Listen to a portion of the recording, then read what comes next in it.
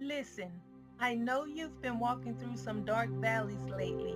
You've been trying to stay strong, but deep down, you're tired. Tired of carrying it all. Tired of pretending you're okay. But hear me, the Lord is still your shepherd, and you shall not want.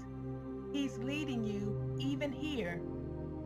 Father, in the mighty name of Jesus, I lift up the one that's watching right now. You are their shepherd. Lead them beside still waters and restore their soul. Remind them that even in the valley of the shadow of death, they are not alone. Your rod and your staff comforts them. Lord, let your goodness and mercy chase them down today. Prepare a table for them in the presence of every enemy.